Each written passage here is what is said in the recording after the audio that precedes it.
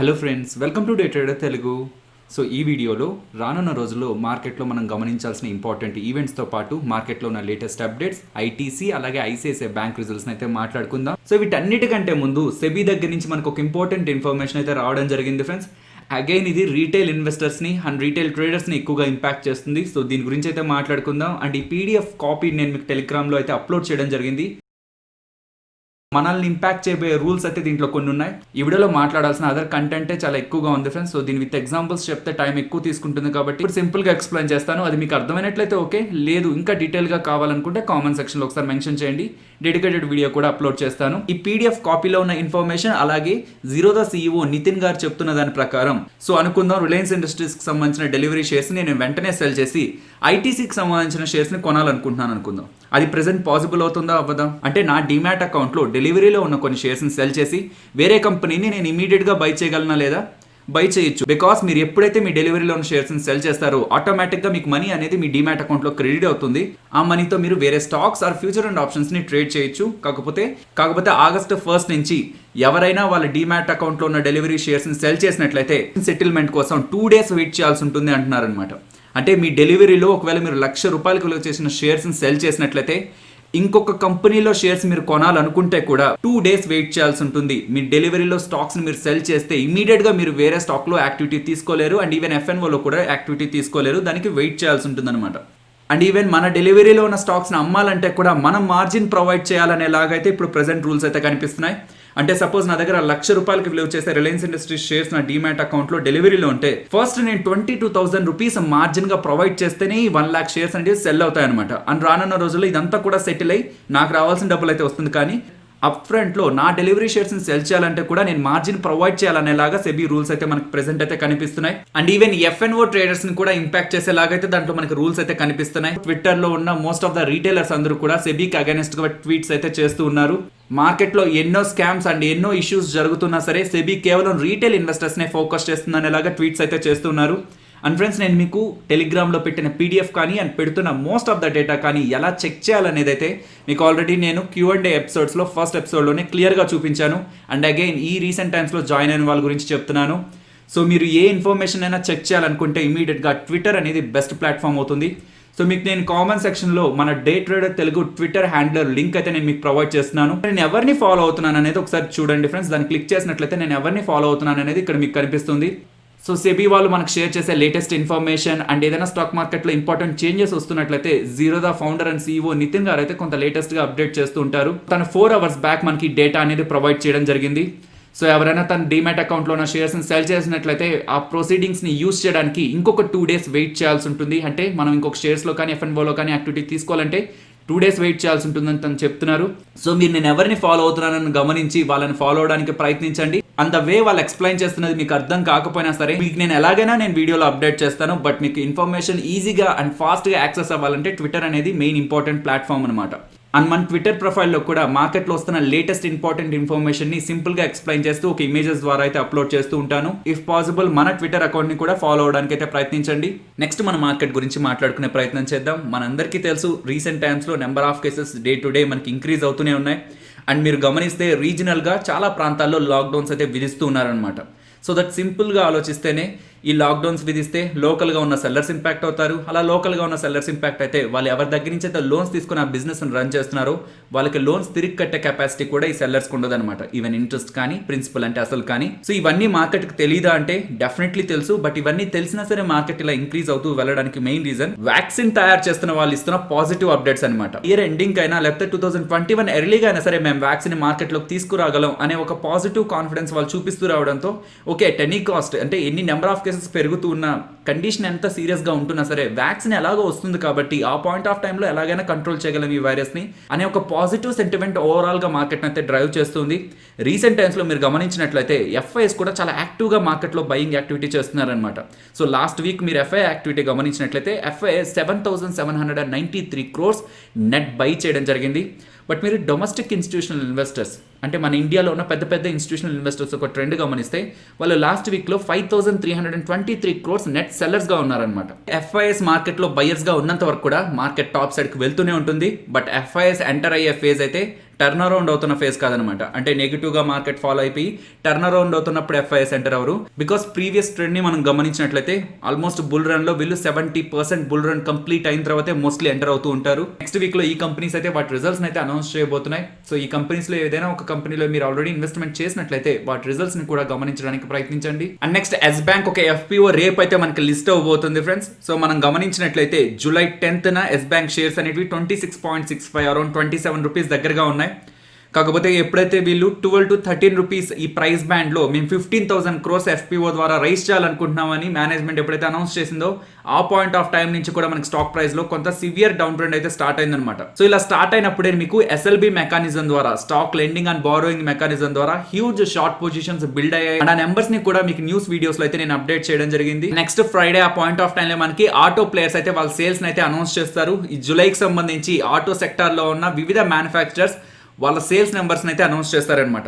ఇప్పటి వరకు ఉన్న ట్రెండ్ ని మీరు గమనిస్తే ట్రాక్టర్ మ్యానుఫ్యాక్చరర్స్ కొంత బెటర్ గా పర్ఫామ్ చేశారు. ట్రాక్టర్ మ్యానుఫ్యాక్చరర్స్ తర్వాత 2 వీలర్స్ కొంత బెటర్ గా పర్ఫామ్ చేశారు. అండ్ 2 వీలర్స్ తర్వాత ప్యాసింజర్ వెహికల్స్ బయట మన కార్స్ తయారు చేస్తుంటారు కదా, వాళ్ళు కొంత బెటర్ గా పర్ఫామ్ చేశారు. సో అట్ ఫైనల్ గా కమర్షియల్ వెహికల్స్ ని మ్యానుఫ్యాక్చర్ చేస్తున్న వాళ్ళైతే కొంత వీక్ పర్ఫార్మెన్స్ అయితే చూపిస్తున్నారు. సో ట్రాక్టర్ మ్యానుఫ్యాక్చరర్స్ లో ఎస్కాట్స్ అలాగే M&M ని గమనించవచ్చు. TVS motor, hero మోటోకాప్, Eicher Motors వీటిని గమనించవచ్చు. ప్యాసింజర్ వెహికల్ సెగ్మెంట్ లో టాటా మోటార్స్ ఉన్నప్పటికీ కూడా టాటా మోటార్స్ ఒక ప్యాసింజర్ వెహికల్ సెగ్మెంట్ తక్కువ కాబట్టి కేవలం మనం మారుతి సుజుకినే గమనించాల్సి ఉంటుంది.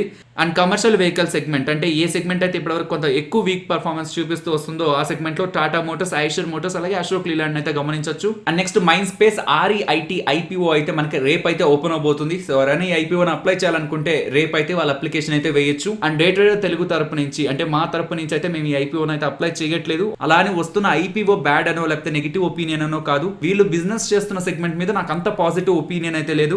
సో ఒకవేళ ఓపెనింగ్ లో నాకు కొంత లిస్టింగ్ గెయిన్స్ రాకపోయినా సరే నేను కొంత పాయింట్ ఆఫ్ టైం వరకు హోల్డ్ చేయడానికి కూడా నాకు కొంత కాన్ఫిడెన్స్ అనేది ఈ కంపెనీ రిలేటెడ్ గా లేదు కాబట్టి నేనైతే అవాయిడ్ చేస్తున్నాను. ఒకవేళ చేస్తున్నట్లయితే మాత్రం తప్పకుండా మీకు నేను అప్డేట్ చేస్తాను. సో ఈ IPO రేపు అంటే జూలై 27 ఓపెన్ అవబోతుంది అండ్ 29th అయితే క్లోజ్ అవబోతుంది. అండ్ ఇది మార్కెట్ లో లిస్ట్ అయ్యే రోజు అయితే August 12th అనమాట. నెక్స్ట్ ఇన్ఫోసిస్ అలాగే HDFC బ్యాంక్ రిలేటెడ్ గా ఒక ఇంపార్టెంట్ అప్డేట్స్ ఉన్నాయి ఫ్రెండ్స్. ఇన్ఫోసిస్ రిలేటెడ్ గా ఉన్న అప్డేట్ మాట్లాడుకుందాం. ఇన్ఫోసిస్ అంటే మొదటిగా మనకి నారాయణమూర్తి గారు గుర్తొస్తుంటారు. కాకపోతే నారాయణమూర్తి గారితో పాటు శిబులాల్ అలాగే మిగతా 5 మంది కలిసి ఇన్ఫోసిస్ అయితే 1981 లో స్టార్ట్ చేయడం జరిగింది అనమాట. సో ఇప్పుడు రీసెంట్ గా వచ్చిన అప్డేట్ ఏంటంటే ఈ ఇన్ఫోసిస్ స్టార్ట్ అవుతున్నప్పుడు ఉన్న కో-ఫౌండర్ అయిన శిబులాల్ గారు అండ్ వాళ్ళ ఫ్యామిలీ ఇన్ఫోసిస్ కి సంబంధించి 85 lakh షేర్స్ అయితే సెల్ చేశారు అని చెప్తున్నారు. సో ఈ SD శిబులాల్ ఫ్యామిలీ దగ్గర ఇన్ఫోసిస్కి సంబంధించి 1.88% వాటా ఉందన్నమాట. సో దానికి సంబంధించి రీసెంట్ టైమ్స్లో 0.2% వాటా వాళ్ళు సెల్ చేశారని 777 crores అయితే వీళ్ళు రైజ్ చేస్తారు అని చెప్తున్నారు. ఇన్ఫోసిస్ కో-ఫౌండర్ అయిన SD శిబులాల్ గారు 2011 to 14 ఈ పాయింట్ ఆఫ్ టైంలో ఇన్ఫోసిస్ కి సంబంధించి చీఫ్ ఎగ్జిక్యూటివ్ ఆఫీసర్ అంటే CEO గా కూడా ఉండడం జరిగింది. HDFC బ్యాంక్ గురించి మాట్లాడుకోవాలి. HDFC బ్యాంక్ కరెంట్ CEO అయిన ఆదిత్య పూరి గారు HDFC బ్యాంక్ కి సంబంధించి అనుకున్న వాటాను అయితే సెల్ చేయడం జరిగింది. ఆదిత్య పూరి గారు తన దగ్గర ఉన్న 77,96,000 షేర్స్ నుంచి కొంత సింపుల్ గా ఉంచడం కోసం దీన్ని 78 lakhs అనుకుందాం. సో తన దగ్గర ఉన్న 78 lakh షేర్స్ నుంచి 74 lakh షేర్స్ అయితే సెల్ చేయడం జరిగింది. తద్వారా తను ఆల్మోస్ట్ 843 crores అయితే రైజ్ చేయడం జరిగింది అనమాట. సో ఇలా సెల్ చేసిన తర్వాత HDFC బ్యాంక్లో ఆదిత్య పూరి గారికి 3 lakh షేర్స్ దగ్గరగా ఉంటాయి. అండ్ ఇది మనం పర్సంటేజ్ ఆఫ్ స్టేక్లో మాట్లాడాలనుకుంటే 0.01% వాటాని HDFC బ్యాంక్ లో ఆదిత్య పూరి గారు ప్రెసెంట్ అయితే హోల్డ్ చేస్తున్నట్టు. కమింగ్ మంత్స్ లో ఆదిత్య పూరి గారు HDFC బ్యాంక్ CEO పదవి నుంచి అయితే రిటైర్ అవ్వబోతున్నారు. ICICI బ్యాంక్ అలాగే ITC రిజల్ట్స్ గురించి ఇప్పుడు మాట్లాడుకుందాం. ఫస్ట్ ITC రిజల్ట్స్ గురించి అయితే మాట్లాడుకుందాం. టాప్ లైన్ అయిన రెవెన్యూ 17.4%, బాటమ్ లైన్ అయిన ప్రాఫిట్స్ 26.2% అయితే డౌన్ అవడం జరిగింది ఇయర్ ఆన్ ఇయర్ కంపారిజన్ లో. కాకపోతే వీళ్ళు పోస్ట్ చేసింది జూన్ ఎండెడ్ క్వార్టర్ కాబట్టి అంటే ఏప్రిల్, మే, జూన్ ఈ 3 నెలలకు సంబంధించి కంపెనీ ఎలా పర్ఫామ్ చేస్తుందన్న డేటా వీళ్ళు పోస్ట్ చేస్తున్నారు కాబట్టి ఈ 3 నెలల్లో కంపెనీకి సంబంధించిన మెయిన్ బిజినెస్ సిగరెట్ బిజినెస్ అనేది చాలా ఎక్కువగా ఇంపాక్ట్ అయింది కాబట్టి వీళ్ళ రిజల్ట్స్ కొంత వీక్ గా ఉంటాయని ఆల్రెడీ మార్కెట్ లో ఎక్స్పెక్టేషన్స్ అయితే ఉన్నాయి. ఎందుకు సిగరెట్ బిజినెస్ గురించే మాట్లాడుతున్నానంటే ప్రెసెంట్ వీళ్ళకి వచ్చిన రెవెన్యూస్ లో అంటే ITC సంపాదించిన డబ్బుల్లో 32% సిగరెట్ సమ్మంగా వీళ్ళకి వచ్చిందనమాట. సో ఎవరైనా రెవెన్యూస్ ని మాత్రమే చూసారనుకోండి కేవలం 30% కదా మనకి సిగరెట్స్ నుంచి వస్తున్నాయి. సో మిగతాదంతా కూడా FMCG, హోటల్ అండ్ ఇతర బిజినెస్ నుంచి వస్తుంది కాబట్టి సిగరెట్స్ ఎలా ఇంపాక్ట్ అయినా ITCకి ఎటువంటి ఇంపాక్ట్ ఉండదు అని ఎలాగ మనకి రెవెన్యూస్ ని చూస్తే కనిపిస్తుంది. కానీ వీళ్ళ ఆపరేషనల్ ప్రాఫిట్ ని చూస్తే అంటే వీళ్ళకి ప్రాఫిట్స్ ఎక్కడి నుంచి వస్తున్నాయని చూస్తే 85%, మోర్ దాన్ 85% యాక్చువల్లీ అది మనకి వీళ్ళ సిగరెట్ బిజినెస్ నుంచే వస్తుంటుంది అనమాట. అండ్ ఈ వైరస్ ఈవెంట్ ఎప్పుడైతే స్టార్ట్ అయిందో సిగరెట్ మీద చాలా ఎక్కువ ఇంపాక్ట్ అయితే పడింది. ప్రొడక్షన్ అలాగే సేల్ ఆఫ్ సిగరెట్ అయితే చాలా వరకు ఇంపాక్ట్ అవ్వడం జరిగిందనమాట. సో 45 days అరౌండ్ వీళ్ళు సిగరెట్ మ్యానుఫ్యాక్చర్ చేయలేదు, అలాగే వీళ్ళు సిగరెట్స్ కూడా సేల్ చేయలేదు. సో ఎఫ్ఎంసీజీ అలాగే అగ్రి బిజినెస్లో అయితే మనకు కొంత గ్రోత్ అయితే కనిపించింది.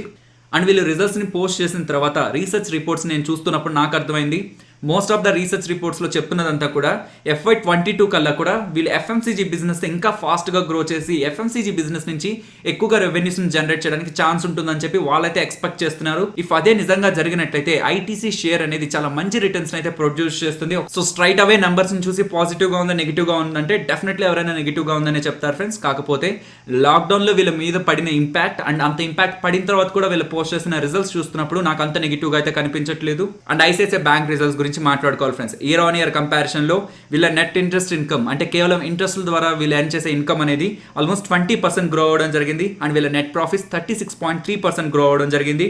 సో ఈ రెండు ఇలా ఇంక్రీజ్ అవ్వడం అనేది మనం ఐసిఐసిఐ బ్యాంక్ కి పాజిటివ్ గానే తీసుకోవాలి. బట్ వీళ్ళు ప్రావిజన్స్ గా 5,550 crores చేయడం జరిగింది అనమాట.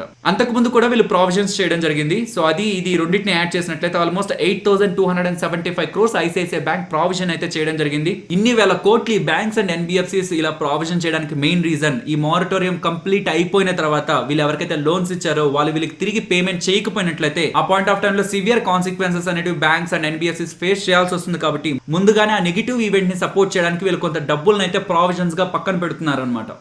మార్చ్ ఆ పాయింట్ ఆఫ్ టైమ్ లో వీళ్ళ లోన్ బుక్ లో 30% మోరటోరియం లో ఉందని చెప్పిన వాళ్ళు ఆ మోరటోరియం జూన్ ఎండెడ్ క్వార్టర్ కి 17.5% కి డిక్రీజ్ అయిందని చెప్తున్నారు. సో డెఫినెట్లీ ఇది మనం పాజిటివ్ గానే చూడాల్సి ఉంటుంది. నిఫ్టీ అలాగే bank Nifty support and resistance మాట్లాడుకుందాం. సపోర్ట్ 11,070 దగ్గర అండ్ రెసిస్టెన్స్ 11,250 ఇమీడియట్ గా. ఇఫ్ అది బ్రేక్ అయితే 11,320 and bank Nifty support 22,470 and resistance 23,260. If అది బ్రేక్ అయితే 23,700. నిఫ్టీ ఆప్షన్ చైన్ గమనిద్దాం friends. 30th July monthly expiry contract data మీరు గమనించినట్లయితే మార్కెట్ బులిష్ గా ఇక్కడ నుంచి టాప్ సైడ్ కి వెళ్తుంది అనుకుంటే ఏ లెవెల్స్ దగ్గర ఓవరాల్ ఓపెన్ ఇంట్రెస్ట్ ఎక్కువగా ఉందని మీరు గమనిస్తే 11,500 దగ్గర మీకు ఓవరాల్ ఓపెన్ ఇంట్రెస్ట్ యాక్టివిటీ అనేది చాలా హైగా కనిపిస్తూ ఉంటుంది. అండ్ ఇంట్రాడేలో కూడా ఆల్మోస్ట్ 4,88,000 మీకు ఓపెన్ ఇంట్రెస్ట్ బిల్డ్ అయింది. కాబట్టి 11,500 ని మనం ఇమీడియట్ గా రెసిస్టెన్స్ గా అయితే గమనించవచ్చు. అండ్ ప్రెసెంట్ లెవెల్స్ నుంచి మార్కెట్ డౌన్ సైడ్ కి వెళ్తుంది అనుకుంటే ఏ లెవెల్స్ దగ్గర ఓవరాల్ ఓపెన్ ఇంట్రెస్ట్ ఎక్కువగా ఉందని మీరు గమనిస్తే అది 11,000 దగ్గరే మీకు కనిపిస్తుంది. 43 lakhs ఓవరాల్ గా అండ్ ఇంట్రాడేలో 5,60,000 దగ్గరగా ఓపెన్ ఇంట్రెస్ట్ బిల్డ్ అయింది. కాబట్టి ఇమీడియట్ గా 11,000 ని సపోర్ట్ గా అయితే గమనించవచ్చు. ఫైనల్లీ ఇది ఫ్రెండ్స్ మన వీడియో నచ్చిందా? సో నచ్చినట్టయితే లైక్ చేయండి ఫ్రెండ్స్. అండ్ ఈ వీడియో మన వాళ్ళకి యూజ్ అవుతుంది అనుకుంటే తప్పకుండా షేర్ చేయండి. అండ్ మన ఛానల్ని సబ్స్క్రైబ్ చేయనట్లయితే ఒకసారి మన ఛానల్లో ఉన్న వీడియోస్ని చూడండి. ఇఫ్ ఆ వీడియోస్ మీకు నచ్చినట్లయితేనే ఛానల్ని సబ్స్క్రైబ్ చేసి పక్కనే వచ్చే బెల్ ఐకాన్ క్లిక్ చేయండి. మరొక ఇంట్రెస్టింగ్ వీడియోతో మళ్ళీ మీ ముందుకు వస్తాను. అంతవరకు టేక్ కేర్. జై హింద్.